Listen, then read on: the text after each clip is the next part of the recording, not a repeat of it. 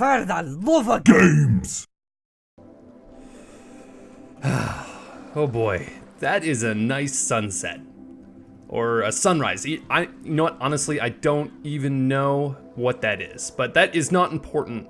What is important is this lush, beautiful, intimate scenery that is surrounding me, this sprawling ocean that reaches as far as the eye can see. It's also gorgeous, and this is all the world of the Talos Principle, which is a first person, as you can probably tell by the first person controls, puzzle game that was released by Croteam in December of 2014. Now, Croteam is interesting because if you remember Croteam, or if you're very familiar with your PC gaming trivia, you might know that Croteam are the developers of such profound titles like Serious Sam. Well, if Serious Sam is Croteam's work, then the Talos Principle is everything that is antithetical to it. While Serious Sam is chaotic and fast and goofy, the Talos Principle is deeply thoughtful and somber and contemplative. I'm going to walk through this portal here. Don't mind all the weird things. If this game doesn't make sense to you aesthetically, don't worry, it has a point too.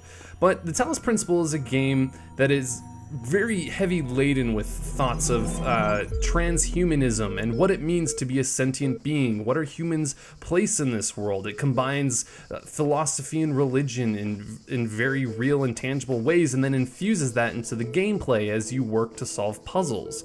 The game is really similar to Valve's Portal in Portal 2 in the sense that you are completing these isolated puzzles inside of rooms. Once you complete one room, you just move on to the next and the next and the next. The difference is that while Portal is a very linear experience, the Talos Principle cracks that wide open and offers you these great huge areas to wander around and explore these nooks and crannies, and doing so starts to sort of fill in the details and help you understand what this game is all about. The story is very mysterious. Pretty much in an area just like this, you just kind of wake up, and a voice from the sky booms down and declares himself Elohim, or God, and he tells you that he has created these vast worlds and he wants you to explore them collecting these Tetrinos or Tetris pieces, and by doing so that will unlock the path to enlightenment. And because you have nothing better to do, you just came into sentience, you might as well just do the first thing that someone tells you to do. So you set off and you start completing these puzzles. That's the basic gist of the game. It starts to fill in details much more later on, but that's all you're really given to start with, and it's really intriguing and it works really well. So here we are in this room. I'm fairly deep into the game now. This is sort of the main hub area of this specific zone we are in, and there are little signposts which obviously look very odd compared to this very ancient, I don't know what you call that, ancient oh man, I'm ancient buildings, that's what I'm looking for. I don't know, I was looking for like the architecture. There we go. So this tells me that there's a puzzle piece in here, and this puzzle piece is green. And if you look at the top of my screen, I'm actually in need of a green puzzle piece, exactly like this one. So I'm gonna go and I'm going to try and complete this puzzle. So each puzzle has a name. This one's called Mobile Minefield. Usually the names will clue you into how to complete the puzzle or what might be involved. Puzzles are a series of rooms that you navigate while manipulating various objects in the room to eventually make your way to the Tetrino and unlock it. These guys obviously are kind of threatening, and that's because they'll blow you up if you step too close to them, basically within that laser. There's another one. He's just hanging out. That door is locked. So I'm gonna move through this room here. Fortunately, I don't see anything. Oh, here we go. So this is one of the first things you'll get in the game. This is called a jammer. And most of the objects in the game are just like this. There's something that you place on the ground and you can pick up. And by pointing the jammer at various things, it jams them. It stops them from doing whatever they were designed to do. So I can use the jammer to do various things like stop this guy. Interesting, okay. So because I only have the one jammer,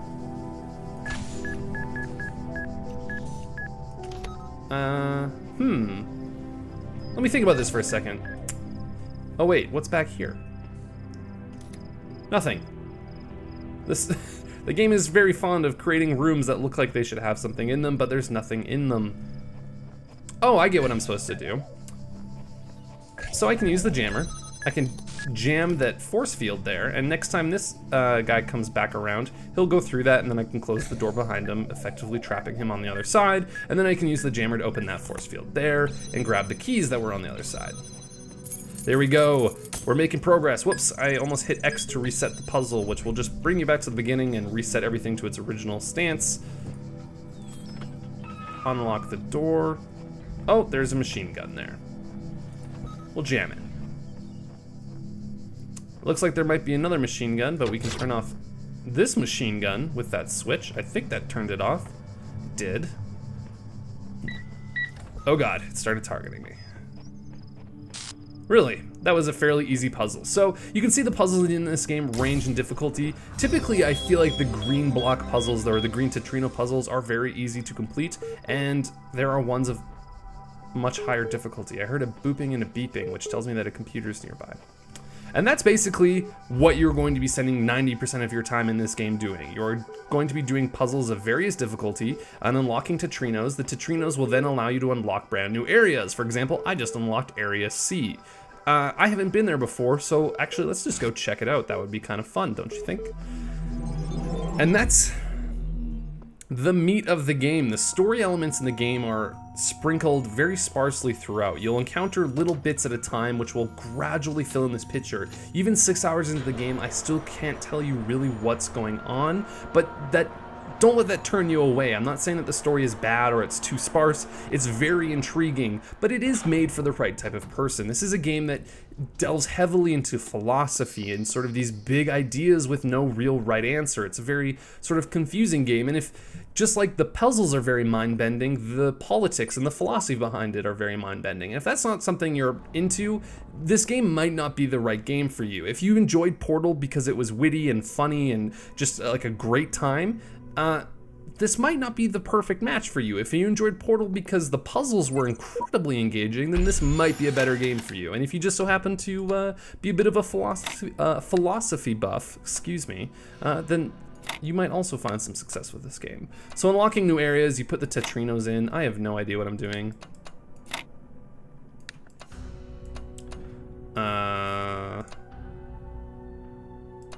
Obviously, I think the way I've set this up is just so wrong. Let's try something like... There we go. Puzzle complete. Let's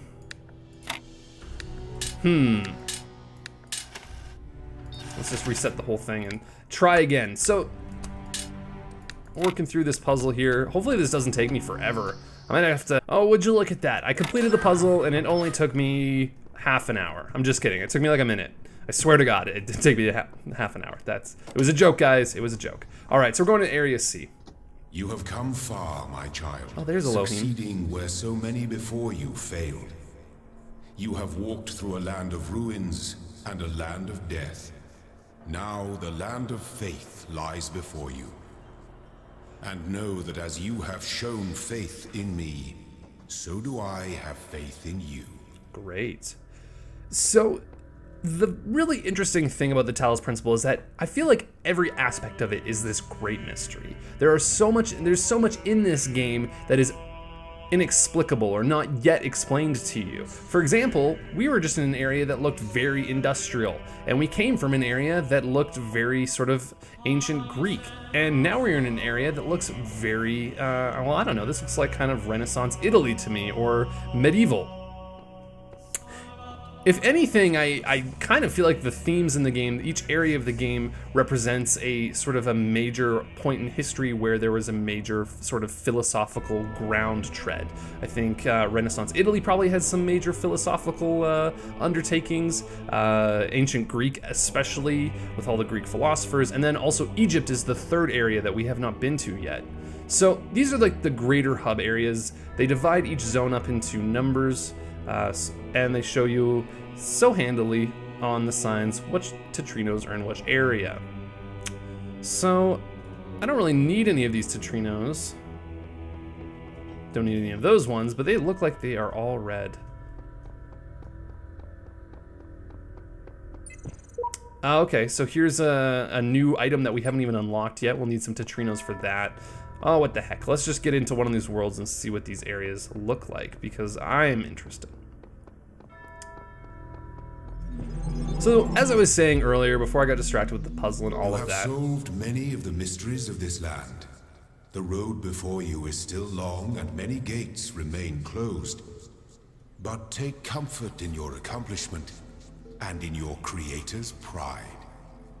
Gee, thanks, God. So this is it. This is the world. This is something that's interesting. There are paint buckets on the ground. You can take these paint buckets. You can go up to a wall. Maybe not that wall. Oh no, there we go. Paint message. Where are you going? Where'd you go? Huh? It said paint message. There we go. And you can select these messages, and there's only a certain amount.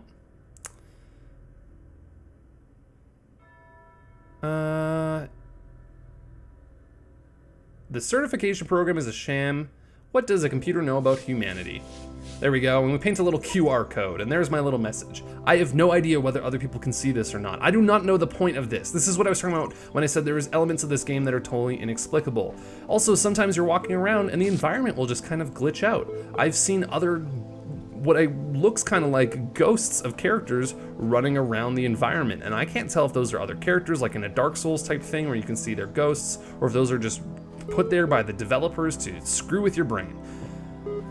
The meat of the story, or the meat of the background of the story, of which there's sort of these two different threads. There's a thread of what's going on now with you and Elohim, but then there's also this other story going on, which sort of helps set the stage for why you're here and why you exist.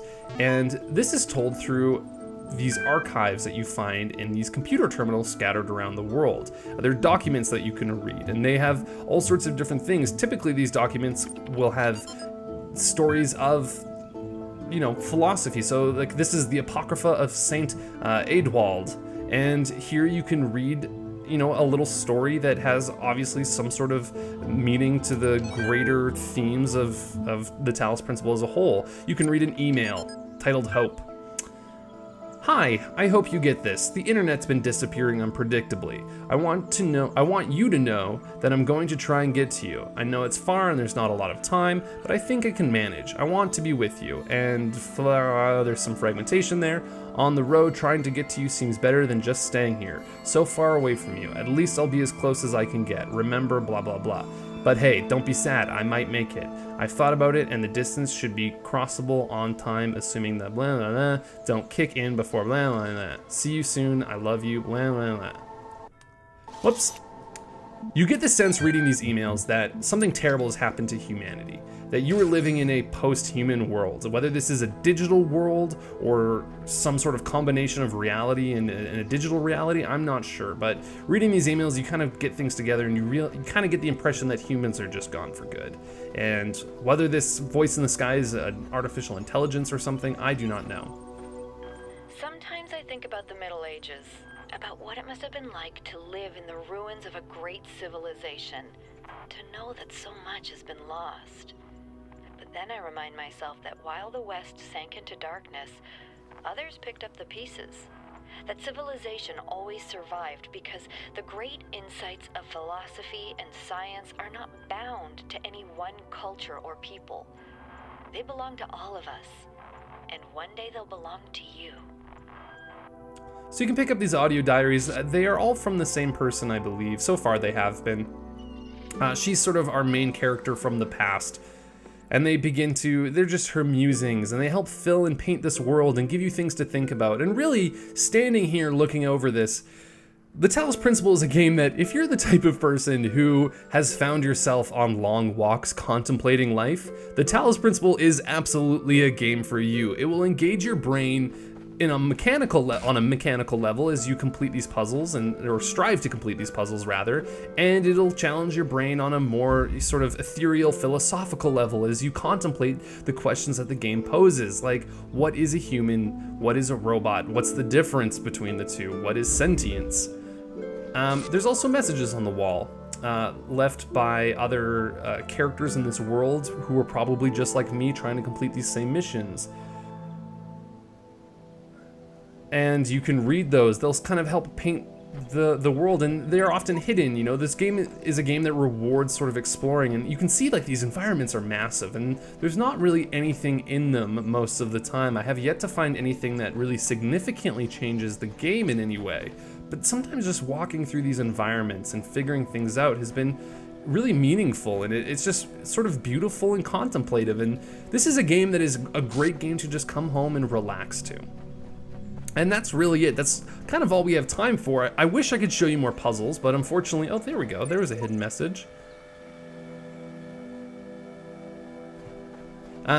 This is all we really have time for. I wish I could just show you more of the puzzles, but unfortunately, you know, that kind of spoils the game a little bit, and the puzzles are really difficult, and I don't think it would make good video content watching me get frustrated trying to do the same thing over and over and over again. So I'm gonna leave that to you, but basically this game gets a resounding yes for me. If you are someone who enjoys philosophy and religion and talking about big ideas, this is a game you want to play. If you enjoy puzzle games like Portal, this is a game you'll want to play. It's a great game, it's worth the money, and I really think we should reward games that sort of strive to be bigger, and Talos Principle is a game that makes a pretty damn good effort at it.